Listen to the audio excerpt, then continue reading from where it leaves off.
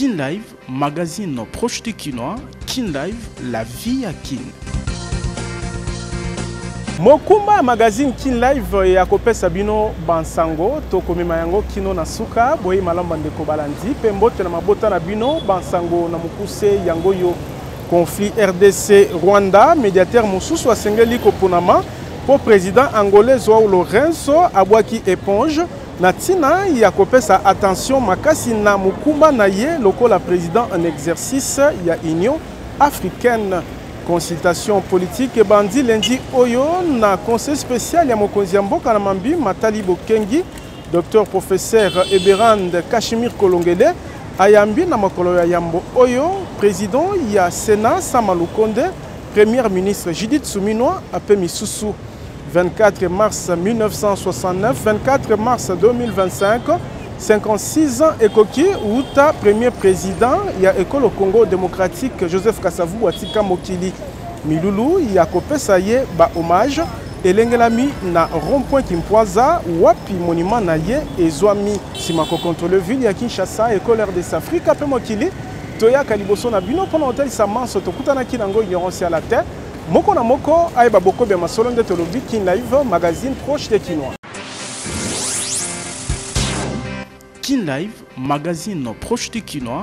Kin Live, la vie à Kin. Ote ba papa ba mama bana ya Congo bino ba ebanso bozwi baku ya kolanda bansango na nzela ya Kin Live édition ya lelo ekofungwama na bilili oyo. Ba consultation politique et bandi na ngumba mokonzi Kinshasa conseil spécial ya mokonzi mboka na mambi Matali sécurité. Professeur Dr Eberand Kashmir asiliko yamba lendi oyo ba personnalité ndakisa président ya Sénat Jean-Michel Sama Lukonde Kenge premier ministre Judith Suminwa Tuluka pe misusu bakambia ba institution bazali catégorie ba personnalité oyo bayambami mokolo ya yambo ya bofungwami ya ba consultation na conseil spécial mokonzi mboka na mambi Matali Bokengi président ya Sénat Jean-Michel Sama Lukonde Kenge azali personnalité ya yambo oyo asololi na professeur docteur Eberand Kolongele Kashmir. Les consultations politiques s'inscrivent dans le cadre d'un esprit de cohésion et d'unité nationale face à cette triste situation sécuritaire que vit la République démocratique du Congo en ce moment. Et nous, d'abord, en tant que membres de l'Union sacrée, le premier mot, c'est de réitérer cette loyauté à son Excellence, Monsieur le Président de la République, et nous invitons, bien sûr, toutes les autres forces telles qu'édictées dans les formats dans lesquels il faudrait les recevoir, de venir participer à ces échanges. Vital Kamerhe mokonzi Assemblée nationale, Yepe Lokola, ayambami na conseil spécial ya mokonzi mboka, Eberand Kolongele. Dans un processus fiable, nous avons déjà Luanda, Nairobi, nous avons la Cinco. Comment le conseil spécial de l'État en matière de sécurité va faire la mixture de tout cela pour avoir les sons de cloche des uns des autres de façon à ce que nous opérions la magie de rappeler nos amis du M23 vers la patrie.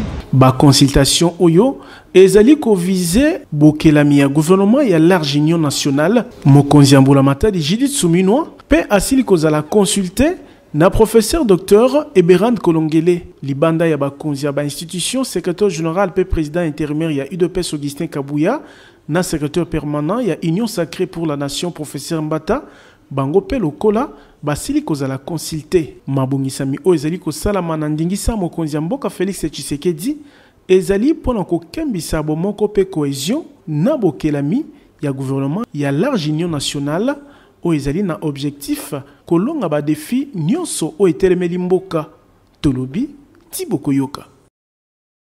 Nalobaki yango na ebandeli conflit ekolo Congo démocratique Rwanda médiateur mosusu asengeli koponama pambate président Joao Lourenço asili kobwaka éponge na tina ete apesa attention makasi na mukumba na ye ya sika lokola président en exercice ya Union africaine.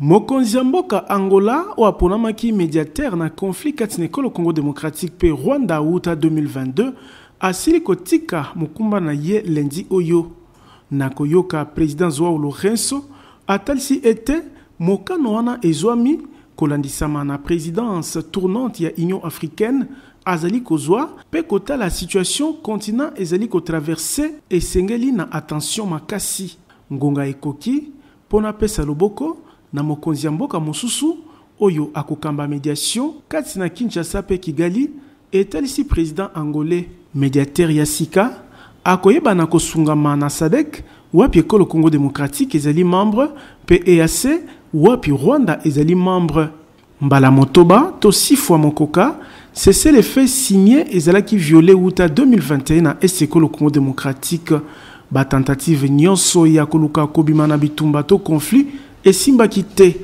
kutu le 15 décembre 2024 eleki na Luanda président Joao Lourenço azalaki musika te ya kolonga etinda na ye kasi na ngonga ya suka ya bokutani kati na président Kagame pe Félix Tshisekedi na ngambu ya Rwanda babakisaki ba obligation ete gouvernement congolais asengeli yambo asola na ba M23 likambo oyo Kinshasa endimaki te ya suka le 18 mars masolo to ba discussion directe kati na batomboki ya M23 pe gouvernement congolais na Luanda yango pe lokola esimbaki te po ba M23 babongolaki makanisi ngonga moke yambo ya bokutani na ngonga yango kaka mokonzi ya mboka Félix Tshisekedi pe ya Rwanda Paul Kagame bakutanaki na Doha na lisungi ya l'émir ya Qatar tolobi Tiboko Yoka na libaku ya 56e anniversaire ya kufa ya premier président ya ekolo Congo démocratique Joseph Kasavubu milulu ya ndenge na ndenge elengelami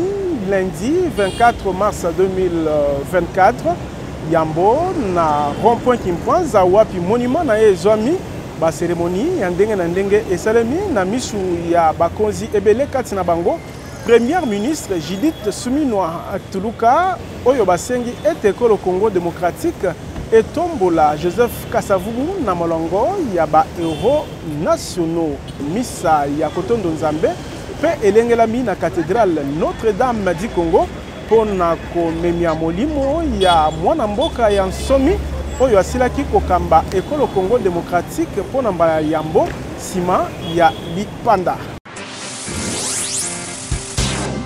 Kin Live, magazine proche du Kinois. Kin Live, la vie à Kin. Mokonzi mbula matadi Judith Suminwa Tuluka silisaki mobembo na ye na etuka ya Kwango dimanche na nzela ya participation na ye na messe d'action de grâce elengelamaki na cathédrale mwase annualité. Tourné na ye na etuka ya Kwango na cadre ya campagne congolais Telema epesi nzela ya kobimisa polele mikakatano ya etuka pe mutuya ya ko encourager développement durable pe inclusive na eteni o ekolo Congo démocratique mokonzi mbula matadi Judith Suminwa asosoli pe bosenga ya population oyo alaki kopesa biyano bisengeli pona kobongisa ba condition ya kobika ya population na tongo ya dimanche Judith Suminwa Tuluka ayanganaki elongo na bakristo katoliko na cathédrale mwese annualité kosambela elongo ezalaki ngonga ya motuya ya kotalisa bomoko pe partage na population ya etuka ya Kwango geste oyo eyambami malamu na monseigneur Kwambamba. Elle n'est pas là simplement en tourisme, elle vient partager nos joies et nos peines et ça c'est fondamental, cette proximité, cette attention à la population, je pense que c'est que nous attendons et c'est déjà un pas en avant dans cette recherche de paix durable, d'unité et de vraie fraternité. Samedi na bokomi na ye, mokonzi mbula matadi Judith Suminwa atikaki fololo na monument ya femme pleureuse. Yambo akamba meeting ya kafu oyo yambaki etuluku ya population wapi alakaki implication ya mbula matadi na ye pona conflit teke yaka. Tozana besoin ya violence mokote. Olingi bitumba, papa elenge kota na armée kendo kobunda bitumba na est. Tika civil azala en paix. Bongote. Mokonzi mbula matadi abengaki pe population ya Kwango ya kotelema pona kobundela Congo démocratique o ezali agressé na mboka Rwanda. Biso gouvernement tolobi il faut biso nyonso tout totelema. Kotelema yango eza ya yambo ya kozala biso nyonso tout mobiliser. Il faut toloba non, N-O-N, non à l'envahisseur, non à la division de la République démocratique du Congo. Visite ya Judith Soumuna Oyo et pesi espoir dans la population Oyo bazali victime ya phénomène mobondo huta bambula ebele. Tolobi Tiboko Yoka. Na mission ya commandement na etuka ya Chopo, chef d'état-major général ya FARDC, général Jules Banza, abengi ba officier militaire ya kosala manso o esengeli moko na moko na esika na ye na tina ya kosukisa agression rwandaise atatisaki yango na réunion ya commandement ayebaki kokamba dimanche. Na bokomi na ye libanda ya mpepo ya Bangoka na ville ya Kisangani na etuka ya Chopo, chef d'état-major général ya FARDC, lieutenant général Jules Banza, ayambamaki na commandant ya 3e zone ya défense, ou azalaki elongo na commandant ya 32e région militaire, pe commissaire provincial ya police, na ba membre ya ba état-major na bango. Ngonga moke sima, chef d'état-major général ya FARDC, akambaki réunion ya commandement na état-major ya 3e zone ya défense. Na libaku oyo, batalisaki situation opérationnelle na lieutenant général Pacifique Masunzu, commandant ya 3e zone ya défense. Mokonzi ya FARDC apesaki ba instruction na o etali lolenge kani kotambola na bitumba. Chef d'état-major général abengi mapinga ya kosala manso na eteni oyo ndambu ya nord pe sud Kivu ezwami na maboko ya Rwanda ya kozala bomoko pe moko na esika na ye asala o esengeli pona kosukisa agression ya Rwanda. Abengi ba officier na responsabilité pamba te Rwanda akoki soki mokete kozwa mikano likolo na biso na kopesaka mitindo na ye. Lieutenant général Jules Banza alobelaki pe na libaku oyo détermination ya commandant suprême mokonzi mboka Félix Tshisekedi ya ko restaurer autorité ya l'état. Tolobi Tiboko Yoka. Totikala na bansango ya mapinga FARDC oyambi malamu mukano ya AFC M23 ya ko repositionner ba force na ye na walikale pe ba nzinga na koyoka molobeli ya FARDC général major Sylvain Ekenge ba observer cesser les faits pe ba bengi ba wazalendo ya kolanda ndakisa ya FARDC. Na communiqué publié samedi 22 mars 2023, AFC M23 et tel ce qui était basu mokano ya ko repositionner ba force na bango na ville ya Walikale penzinga na yango na tina ya ko favoriser ba initiative ya kimia pe ya dialogue politique likambo oyo et yambami malamu na mapinga FARDC. Les forces armées de la République démocratique du Congo, FARDC, prennent acte de la décision annoncée ce jour par l'Alliance Fleuve Congo et les mouvements du 23 mars, communément appelé M23, de se retirer de la localité de Walikale dans la province du Nord Kivu en exécution de la déclaration conjointe entre l'État du Qatar, la République démocratique du Congo et la République du Rwanda. Mapinga ekolo Congo démocratique et tel si était koto sa cessé les faits pe na libaku oyo babengi ba wazalendo ya kobundisa monguna te pona kopesa nzela na désescalade. Les forces armées de la République démocratique du Congo vont observer avec vigilance le retrait des forces hostiles de Walikale jusqu'à l'est de la ville de la cité de Kibati. Les FARDC vont s'abstenir de mener toute action offensive contre les forces ennemies tout en enjoignant les forces d'autodéfense congolaises à en faire autant afin d'encourager la désescalade. Nakoyoka molobeli ya FARDC général-major Sylvain Ekenge mapinga ekolo Congo démocratique ekoyanola to eko intervenir na manso ya mabe ekosalama pona kobebisa cesser les faits pe ko menacer sécurité ya population. Tolobi Tiboko Yoka. Ba Congolais ya bipai na bipai ezala na diaspora babengami akotinda ba preuve ya ba crime Rwanda esali na mabele ko le Congo démocratique na CPI topé na ministère ya justice na ba partenaire na ye objectif ezali ya ko coincer Rwanda ya Paul Kagame na tina ete aeba na kofuta makama nyonso asali na mabele ko le Congo démocratique. Mbela ya vice-ministre ya justice et contentieux international Samuel Mbemba Kabuya. Front judiciaire international ezali kotambola en plein régime kolandisama na agression ya Congo RDC na Rwanda. Mbola matadi na bokamba ya mokonzi ya mboka Félix Tshisekedi ezali kokoba na ko accélérer na tina ya kosukisa Paul Kagame agresseur ya Congo démocratique pe basungi na ye.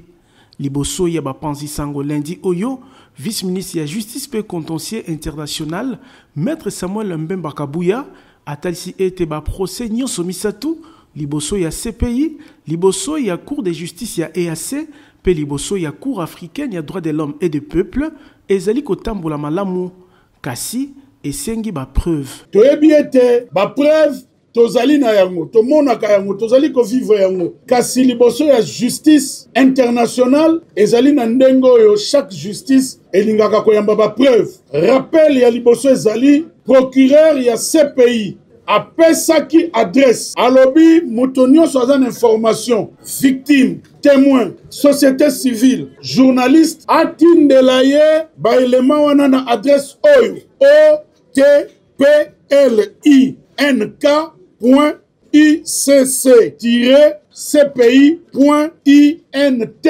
adresse oyo congolais nyonso akotaka na internet tambusa yango tozali kosenga na bandeko na biso bazali na Goma na Bukavu ba territoire occupé par l'ennemi na front judiciaire international boyeba ete tozali pe na posa na bino botinda ba preuve oyo ata na kati ya ndako ozali kobombama na Italie procès liboso ya cour ya justice ya EAC pe na cour africaine des droits de l'homme et du peuple et sengeli kotinda ba preuve na ministère ya justice to na CNDH pe na ba ONG ya droits de l'homme. C'est-à-dire liboso ya cour de justice de l'EAC pe liboso ya cour africaine des droits de l'homme et du peuple kuna ezali l'état congolais nde akomema ba preuve ya ndenge afundaki Rwanda ya Kagame. Toyebi ete ba preuve wana ezali même ba expert ya Nations Unies basi ba confirma yango mais toza na posa lisusu ebele eya bo contacter ministère ya justice bo contacter Commission nationale des droits de l'homme, bon contacter ba ONG oyo eyebi kosala musala wana bien poto zala na maximum ya ba élément. Na vision mokonzi mboka Félix Tshisekedi pe coordination ya premier ministre Judith Suminwa, ministère ya justice ezali ya kotele mapona kolongisa mboka Congo démocratique liboso ya Rwanda ya Paul Kagame na tina ete lobby ba victime ya guerre injuste ba zwambano tolobi Tiboko Yoka. Mboulamata de Kolo Congo démocratique abakisi 100 bus ya marque force bakinois babengi kabasele natina ya kopesa maboko na police nationale congolaise vice-premier ministre ya intérieur européen sécurité Jacques Chabani apesaki biseli yango officiellement na commissaire général ya police Alonga Boni. Na bâtiment ya territorial Nemilulu ya bopesi na mpwasa biseli oya motuya elengela maki dimanche.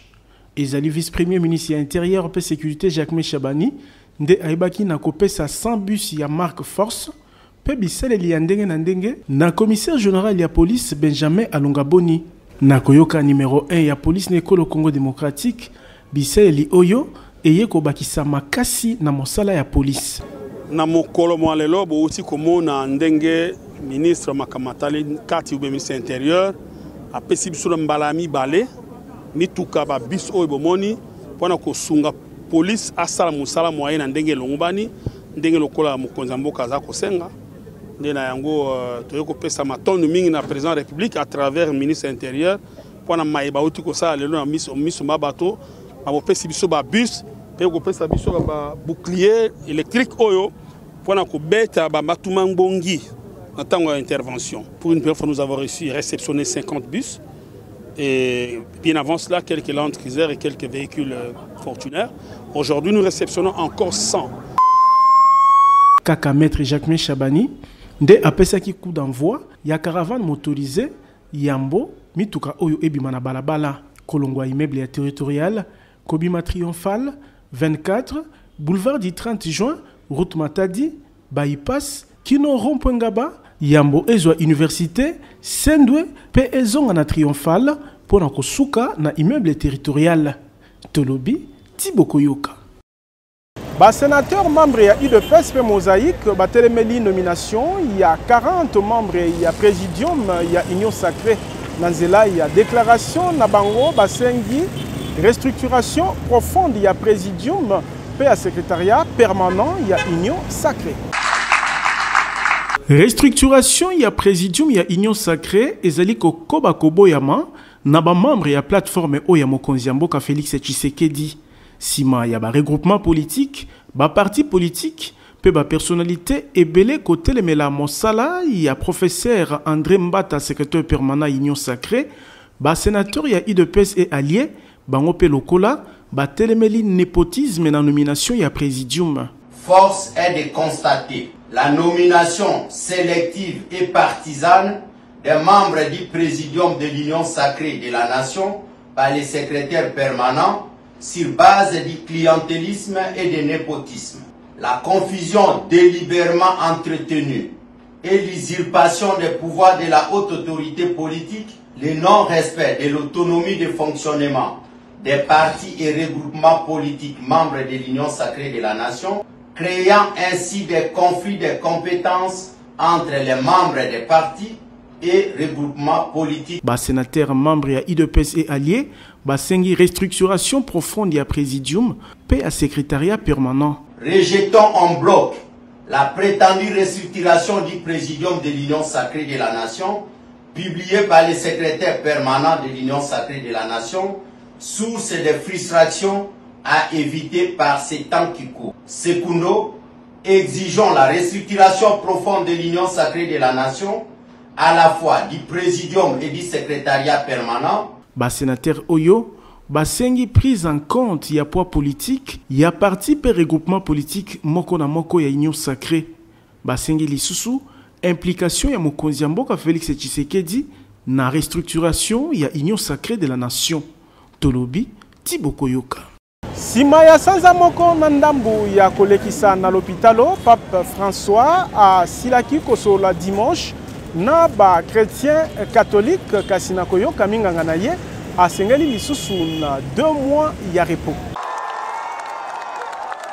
Sima kolekisa ngonga molai na l'hôpitalo, Pape François abimi dimanche na misu ya batu. Uta balcon ya hôpital, souverain pontife oyo nzoto elembi kasiabiki ayambamaki na esengo maboko pe milolo na etuluku ya batu bayaki koyamba ye 39 jours sima ya hospitalisation. Mokonzi ya Église catholique azanga kite kopesa bango matondi. Merci à tous. Oh, je vois cette dame avec les fleurs jaunes. Bravo. Mabota ebele et sepeli lisusu komona Pape François. Immense joie et beaucoup d'émotions de vivre ça en famille et de recevoir la bénédiction avec nos 3 enfants.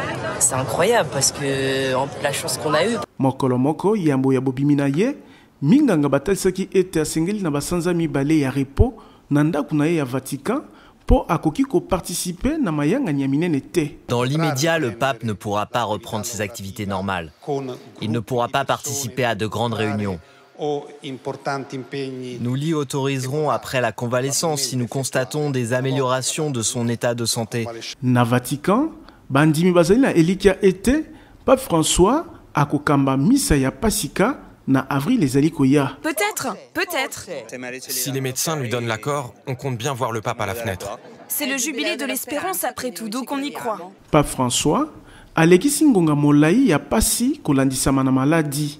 Bozongi na ye bangonga ezali koya na Vatican ezali elembo ya esengo mingi pona ba Kristo katoliko ya mokili mobimba. Tolobi Tibokoyoka.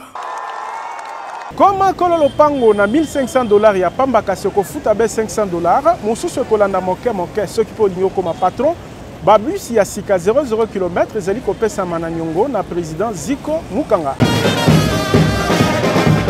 Bolingo ya Congo pe ba Congolais ndezali ko caractériser ba action sociale pe philanthropique ya président Ziko Mukanga Makila Lumumba o alingi ko mona lisusu locataire pe mobola te na Kinshasa. Koko makolo lopango ezali lisusu lixité pour président Ziko Mukanga a soldé lopango ya 20 sur 20 na $1,500 oyo kuto kofuta $500 ya pamba mususu ekolanda moke moke. Tala ba kinois pe ba Congolais o batimba na ba quartier Mukanga 1 na commune Ntele pe quartier Mukanga de na Menkao na commune ya Maluku pona kopona lopango na ye grâce ya opération Koma Kolo Lopango. Awa kotonga ndako ezali na facilité po nyonso eza sur place. Ba dépôt ya ciment, ba dépôt ya mabaya, ya ba barre de fer, ya ba tol, pe ba forage pona kozwa mai ezala ba groupe électrogène ya mbiji pona kosunga misala na bino etambola na lombangu.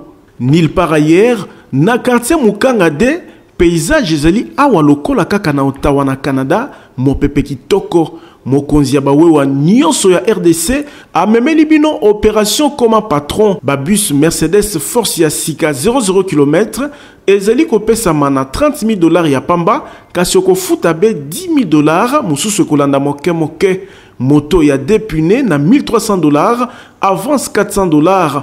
Moto ya 3 pneus na $4,500 ya pamba, avance $2,000 aux 8 moto na yo, mususu kofuta moke moke. Bongo pona ko améliorer social ya population, Ziko Mukanga Makila Lumumba asali 300 hectares ya bilanga pe ebele ya maziba ya mbisi pona ko lesa peuple congolais poisson Ziko Mukanga na moins cher. Olingi o bénéficier na ba avantage nyonso oyo président ya ANIPTNC apesi bino. Adresse ezali moko numéro 42 ya avenue Victoire na deuxième niveau ya galerie infra quartier Kauka na commune ya Kalamu. Tolobi Tiboko Yoka. Enfin Senko SSC et Yanoli na makambo ya ndenge na ndenge bazali kofunda bango uta mikili ya poto. Secrétaire général ya Senko Monseigneur Donatien Cholet atalisi na mpwasa ete bokutani na bango na bakonzi ya ndenge na ndenge ya bikolo ya région ezalaki na bénédiction ya mokonzi ya mboka Félix Tshisekedi. Nangonga ba communicateur pe bakambi mosusu ya Union Sacrée bazali kotelemela démarche ya Senko SSC mingi penza lolenge bakutanaki na président rwandais Paul Kagame pe Corneille Nangaa ya AFC M23 secrétaire général ya Senko uta libanda ya mboka atalisi bipai likanisi ya kokutana na bakonzi ya bikolo ya nzinga eutaki. Mokonzi ya mboka albi likanisi malamu wana. Donc bo na conseil bino mona président bo songolo pakala ye moka conseil yake to pesi likanisa bino non est-ce que bo mona pe to bito banana na bande kwa mboka da ba M23. Alors ya lobi mais comme est-ce que ça na tina boke no mona ba M23 parce que M23 ezali Kagame. Moto ftinga so na ezali Kagame ezali M23 te. Alors biso te sebita ata so ke ezali bongo bazali pe na responsabilité monene. Ezali bango ba Congolais, ezali bango pe ba troisième ndoki. Donc bazali na contribution ya na eloko ko sala po to za solution. Kokuta na Kagame za mabete to sala pe yango. Kasi ekopekisa biso to sola na bango bibo. So bozana tango okende, bokende. Monseigneur Donatien Cholet a symboliti na nini ba kondanaki te misala mabe ya batomboki ya M23 AFC na Goma. Donc tokoki ko condamner te mutu oyo tozali kobenga na nzela ya lisolo.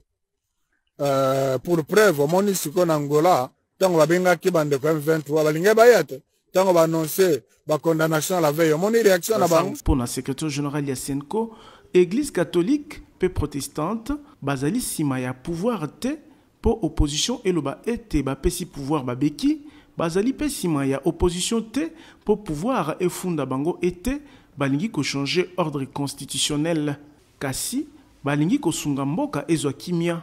Tolobi Tiboko Yoka. Ko voyager na mikili ya poto ekomi facile na nzela ya agence de voyage Tour du Monde Service po ezali ko faciliter visa na moto alingi ko kende États-Unis, Canada, Europe pe bipa yolingi.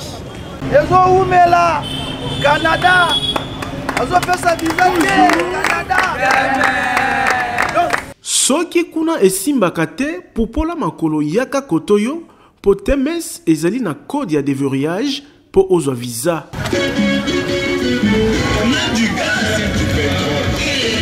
Moto a découragé au tendeko projet na yo ya kokende Canada, États-Unis, Europe pe bipai na bipai, ezali toujours possible et réussir ce qui osali confiance na Tour du Monde Service, agence certifiée ou ezali spécialisée na ba démarche ya visa pe prise en charge ya moto nyonso alingi ko voyager. Quand on connaît, on connaît. Et quand on ne connaît pas, on apprend. Tango kuna bazali ko beta banzadi na temes toro toujours poso elekakate kozanga ko accompagner ba lauréat visa Canada, États-Unis, Europe, n'espace Schengen, Chypre, Turquie, pe bipai na aéroport. Yoyaka pesa biso ka confiance. Ndenge bokoki komona na misu ba lauréat misatu bazu visa Canada, kati na bango coordonnateur ya Tour du Monde Service oya keyi ko renouveler ba contrat na ba partenaire pour na accueil ya ba client TMS. Sima ya kozwa ba passeport na visa Canada, direction aéroport international ya Njili. TMS likolo, TMS. Tala bandeko na Canada, mboka malili na esengo. Cordo wana kacha Canada. Ndeko mwana ya Kinshasa pe ya Congo démocratique, kobuka na te yaka na TMS po awa irataka te. Tozali na numéro 5151 ya balabala Kasavubu, quartier Matonge 1 na commune ya Kalamu. Na TMS visa nde visa. Tolobi Tiboko Yoka. Epekisami kosala kindumba na molongo ya mapinga mingi penza na unité ya police militaire. Commandant ya BAPEM atalisaki mokano oyo na causerie morale azalaki nango na BAPEMF utaka kokolo. Osakana na ye. Conscientisation tokozongisa na bomoto BAPEMF ezali objectif ya causerie morale ya commandant ya police militaire ya FARDC. Lokola papa pe mokonzi atelemeli na libaku oyo ba anti-valeur okati ya mapinga ya basi oyo kobengaka bango ya kopesa lokumu na sokoto balataka pe na abstinence.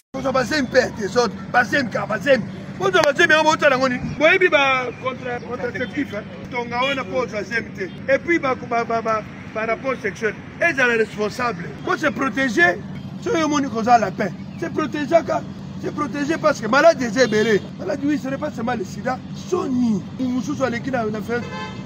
moi je l'attends un peu, mais one and spécialité quand tu pas. C'est quoi ça? C'est une état-major service de toujours comme Sango. Basa ba misala kuna te. Afandi wana kaka kindumba. Soki na benge bino awa. Pona ko zongi sa conscience na bino en tant que base. Moi s'il faut pe ko kanga makolo. Catch. Il faut pas mobile union sokoya, il faut fungula makolo. Non. Lokola mosala soldat ezali akoto sape koyoka mela mitindo PMF oya kobongola ezalelite asengeli na bitumbu ya makasi. Tekolo ba mente wana obakisi nde mabe. Musa soldat ezana ezali na ba structure nyonso ya concadrer mutu. Aboy boloko. Aboy bokangi ko sala boite na pem. Pem eza unité ya ba blague ote. Wala mbeseke pete. Bana ngoso ki bana nef. Osana ba ngoni. Mwana liboso ya Saint-Jean auti kokufa na esi. Atikeli obana mibale. Mususu moko azoyeba na kota soki aza na kalemi o soki na nini siko oza butu ndeni mususu na civil wewe wazofu kolongolo teni wewe c'est honteux. Bizaleli mabe ezanga lokumu ezali na esika te okati ya mapinga FARDC. PMF moko na moko abengami ya kotosa mibeko ya mapinga noki te etumbu ya makasi ekolanda ye. Tolobi Tiboko Yoka.